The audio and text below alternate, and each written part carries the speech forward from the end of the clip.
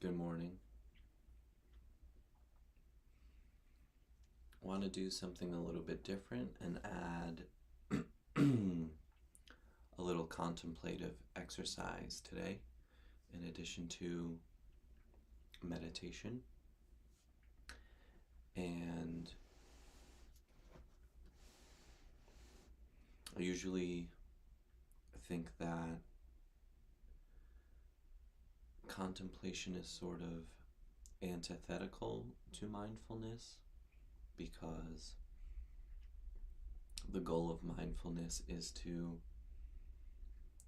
rest in present moment awareness and to spend time being present when thoughts emerge, continue to return to whatever we choose to use to anchor us in our present moment. Often it is anchoring ourselves in the full awareness of our breath. That is the traditional thing to be aware of. But sometimes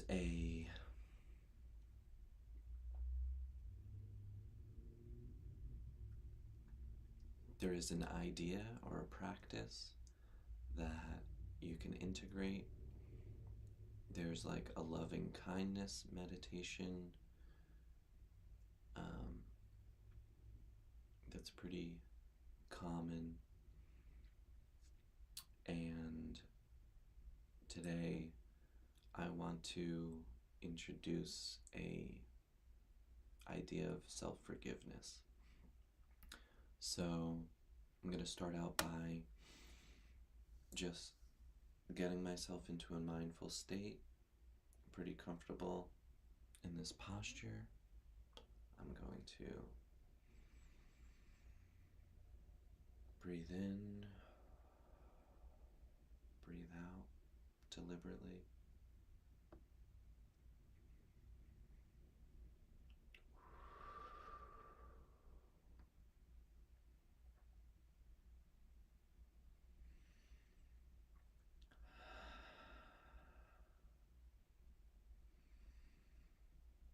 Get to a mindful awareness.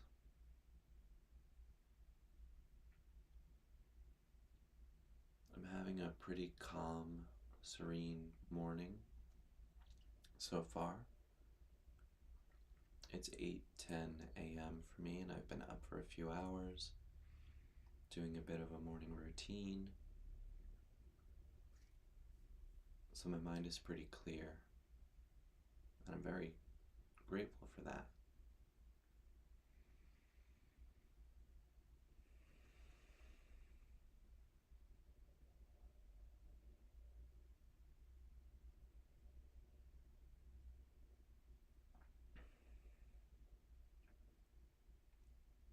But if a thought comes up, I will just become aware of it, let it go, and come back to focus on the breath.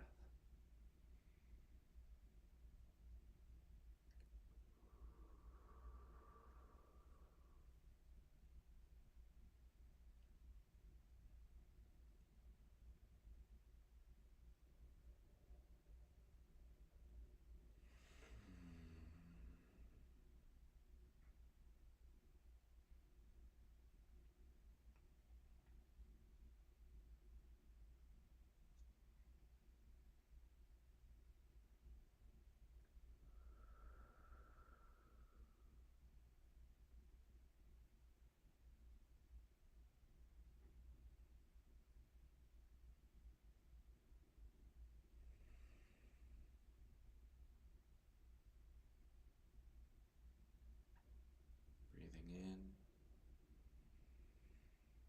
breathing out.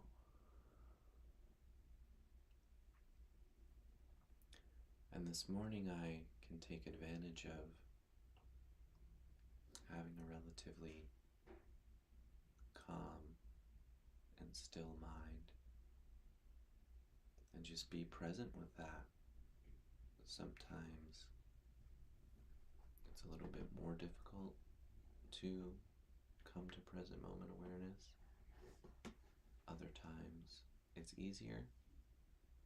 So I'm going to have some gratitude this morning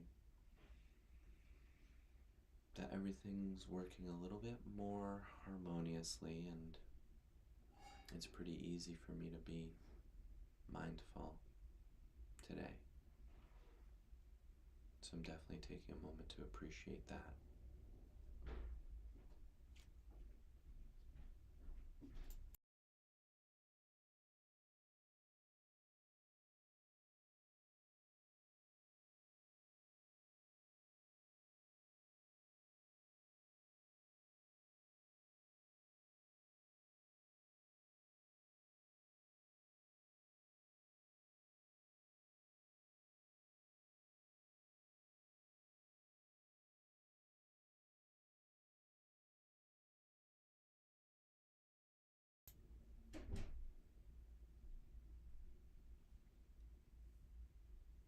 If that's not the case for you, that's okay.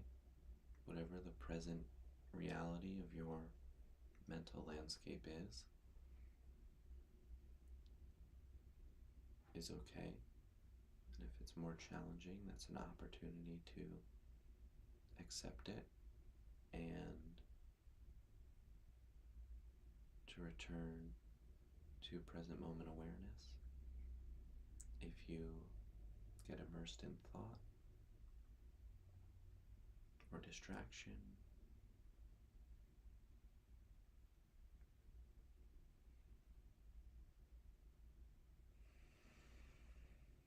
make sure that you don't fall into judgment or criticism. Just accept. Acknowledge the realities of your experience. Accept it non-judgmentally.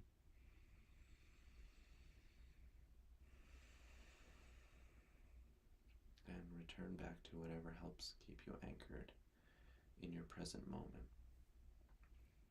Could be a full immersion in all of your body sensations. Could be to be acutely aware of the experience of the breath.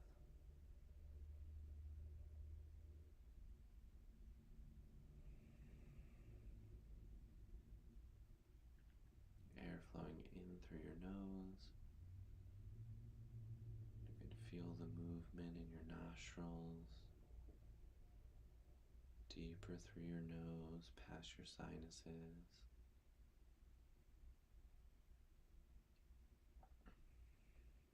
Down through your throat, your neck, into your lungs. Feeling your chest rise and fall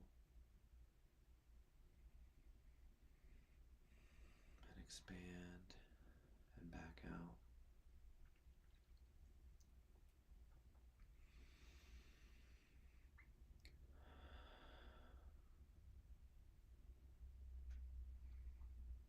So today I want to focus on the idea of self-forgiveness and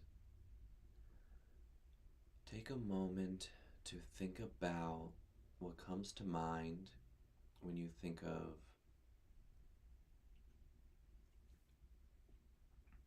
how you judge yourself, what role self-forgiveness has, what that means to you. There might be other terms or phrases or mental models, ways you think about it.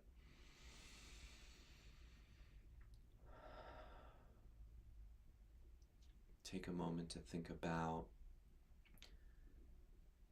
what your mentors and teachers have taught you about self-forgiveness and its importance, or your traditions or your religion or your philosophies.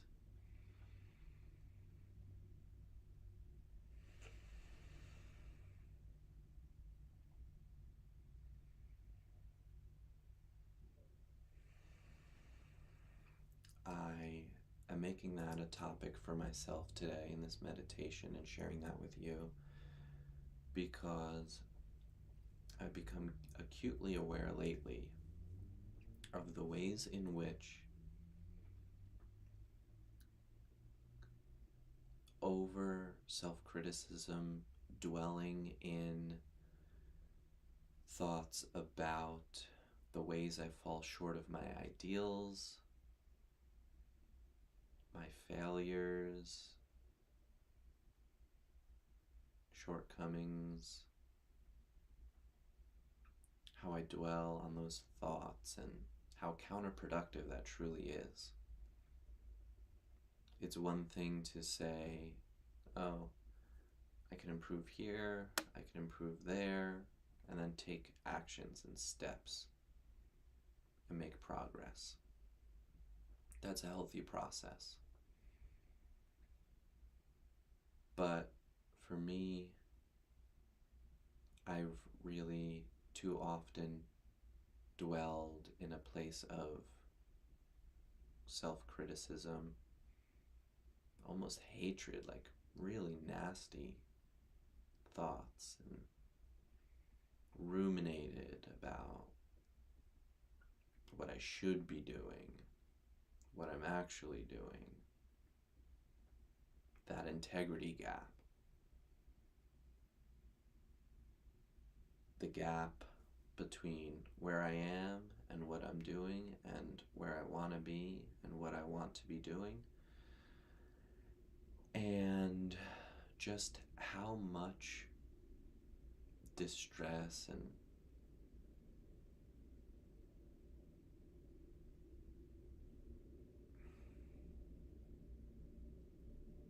stress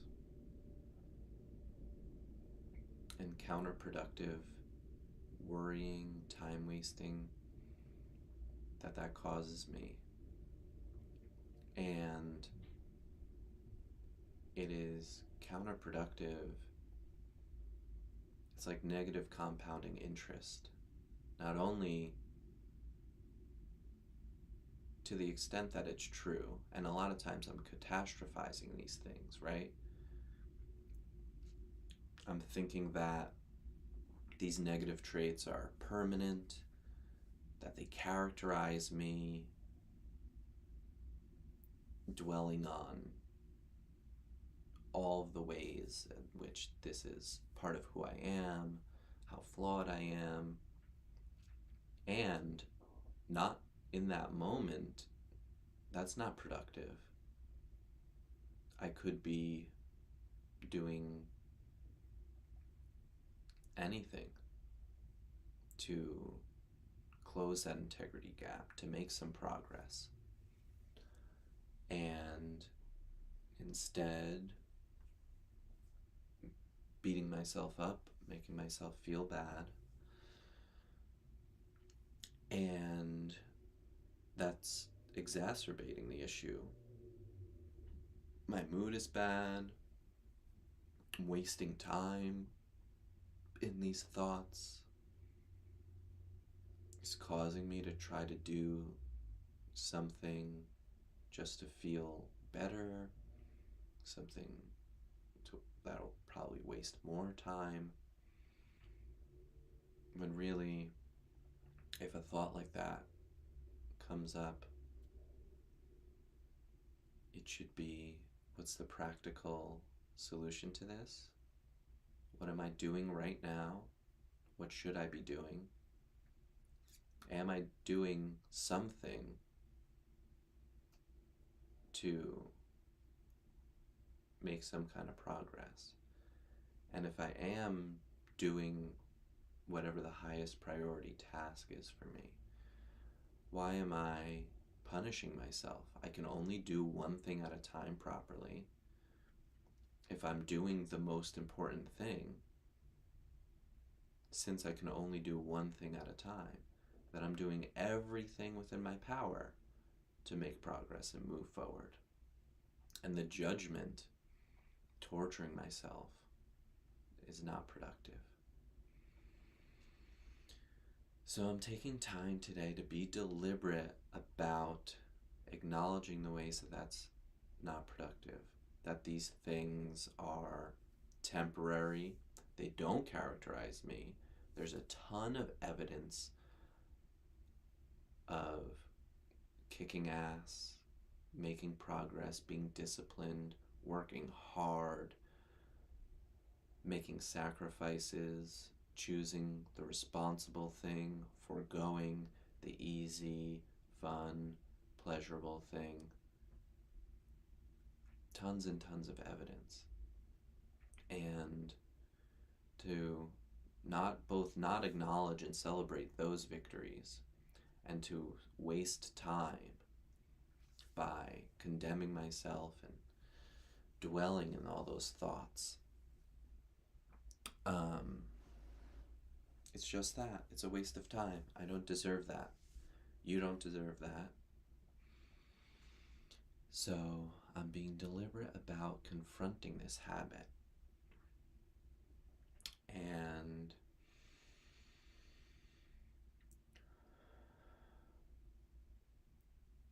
going to start to dismiss these thoughts. First of all, meditation is a very powerful tool to confront this problem. If you can relate to this, I think all people can. There is something productive about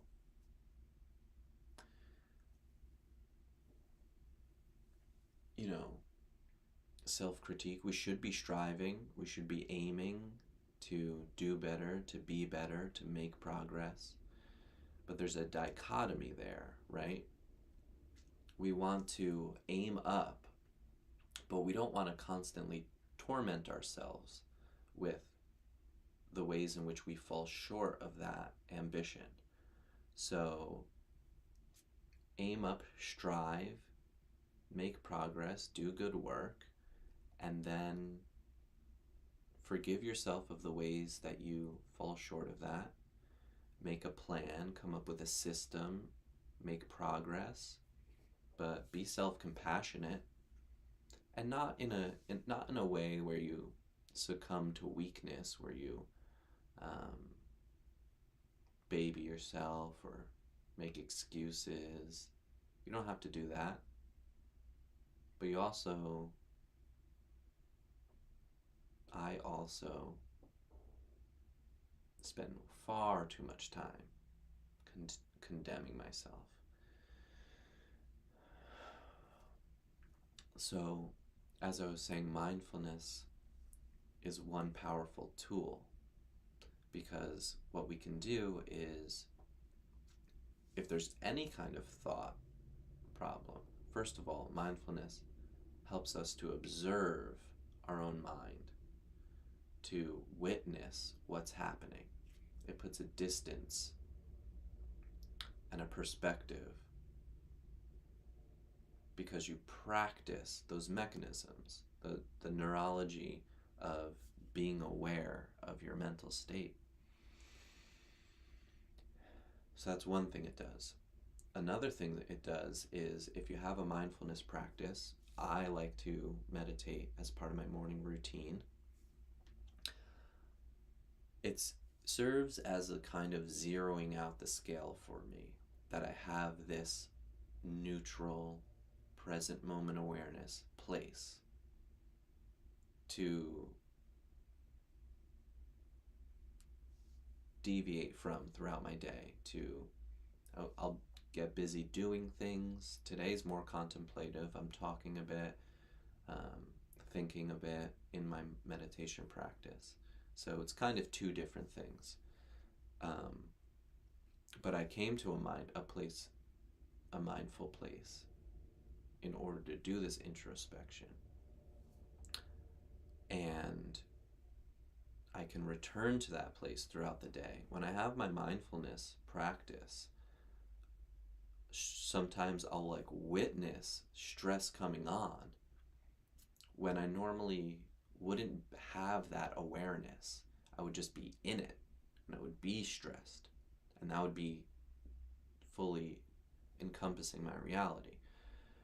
But when it's my mindfulness practice is at its best, I can kind of see that pathway that I'm going down, and I can choose to take a breath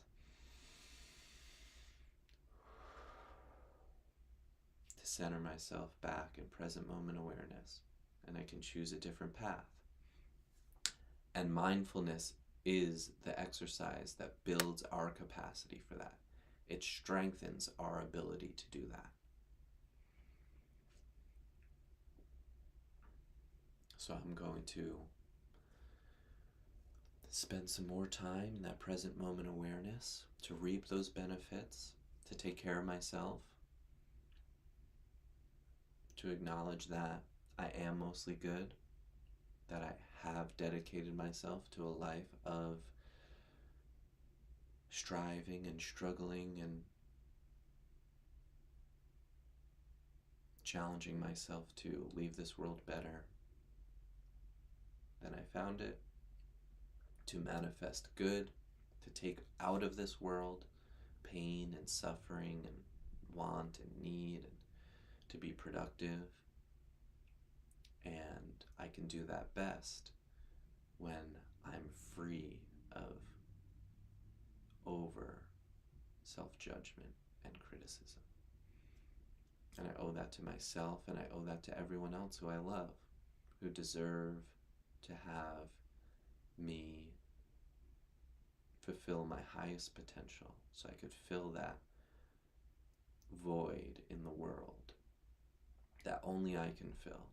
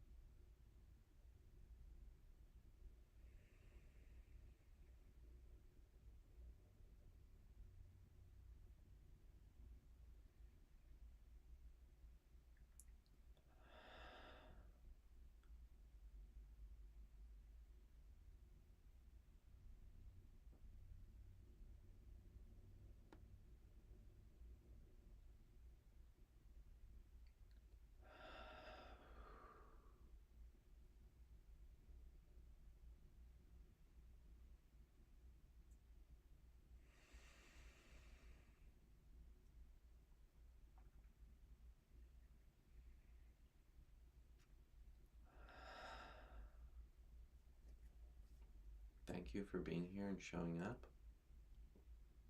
I'm grateful to myself for letting go of all those things. Feels good. I want to be present in that catharsis, that release from self-judgment, self-criticism. Life is hard enough. I don't need I don't need to drag around my shortcomings and like a ball and chain as I just sacrifice, just commitment to my purpose, my task is enough. I don't need to sacrifice and suffer needlessly.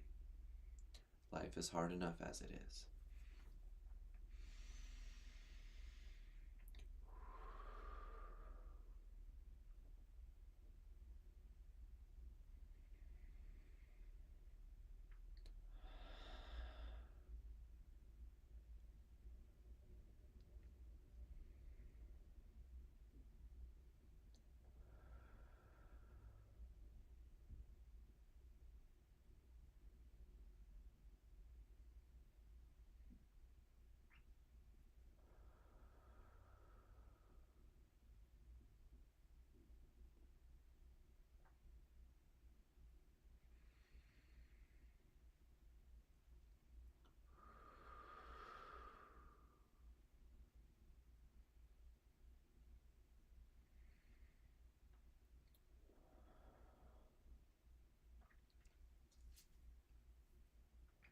So I'm going to be more deliberate about having a positive, optimistic narrative style, that bad things are temporary, don't characterize me, um,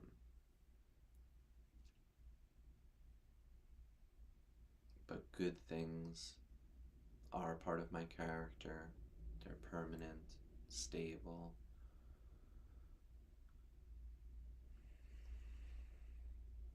I'm going to spend a little time writing to dispute some of this negative rumination. Specifically, I won't go into specifics here, but I'm going to spend time writing down a whole thought process, and then I'm going to spend way more time disputing it, dissecting it, and collecting evidence that contradicts it.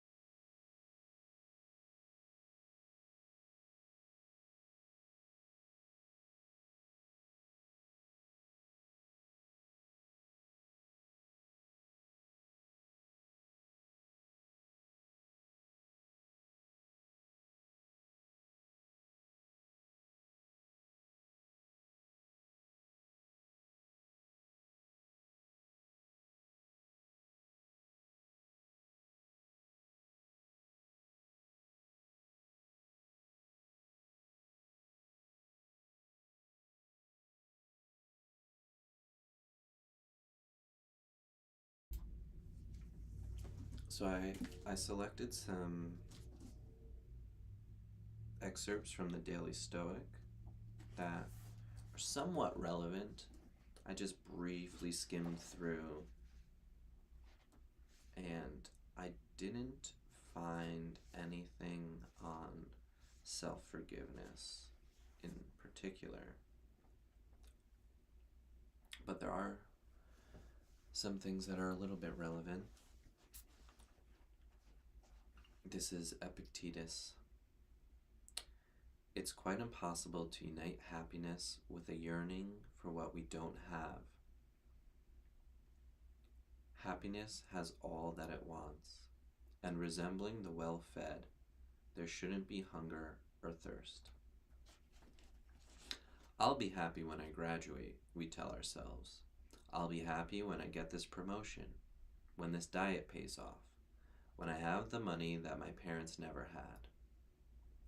Conditional happiness is what psychologists call this kind of thinking. Like the horizon, you can walk for miles and miles and never reach it. You won't get any closer.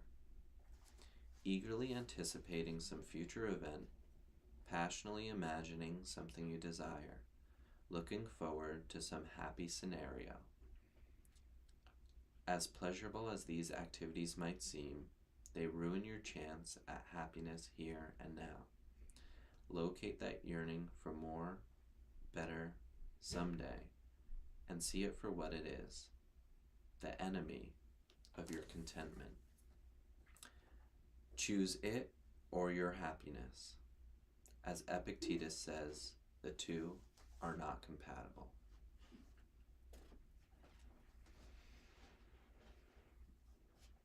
This is Epictetus again. But I haven't at any time been hindered in my will, nor forced against it. How is this possible? I have bound up my choice to act within the will of God. God wills that I be sick, such is my will. He wills that I should choose something, so do I. He wills that I reach for something, or something will be given to me. I wish for the same. What God doesn't will, I do not wish for.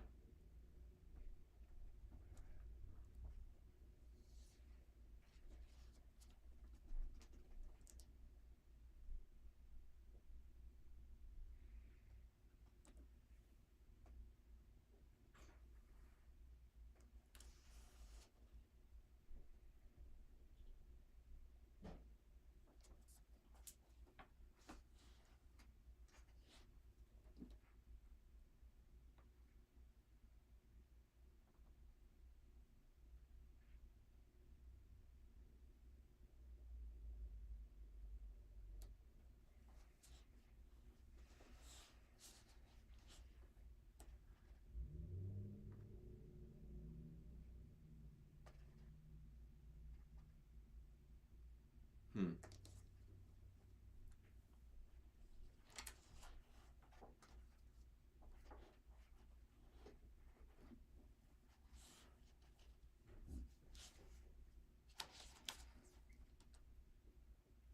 Don't lament this, and don't get agitated.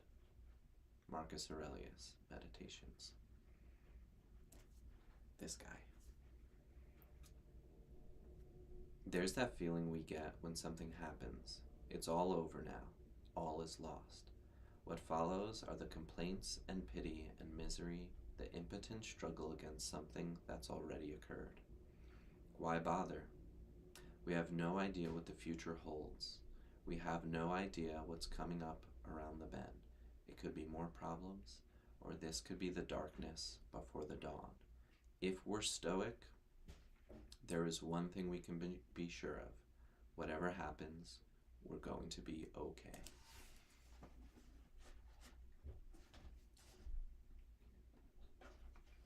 And I think that also in the wisdom tradition of the West, in Catholicism, Christianity, the idea of confession, forgiveness of sins, reconciliation,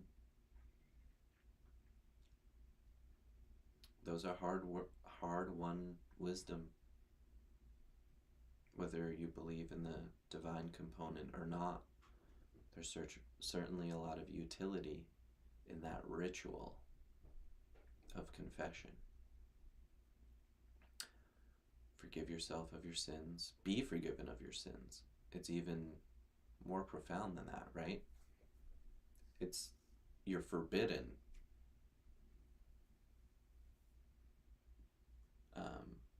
from dwelling on them. You are obliged to confess them and be forgiven and receive God's love. It's pretty cool.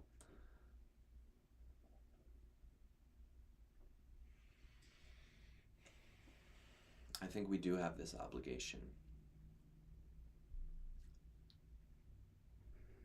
Life is hard enough without putting ourselves through undue stress and torment. So I'm going to do a little bit more meditating, and then just going to end the stream. Thanks for joining me. And I'm going to, once this ends, journal and plan my whole day. So I think another important thing is both to absolve myself of unnecessary critique and also redirect my energy and focus on the practical things that I can do. Be productive, take advantage of this day. Meditation a lot of times can be like a passive, subdued kind of accepting things for what they are. But we can juxtapose that with what we do with the rest of our time. And we spend most of our time in doing mode. So meditation is supposed to be a time that is set aside in relief to all of that.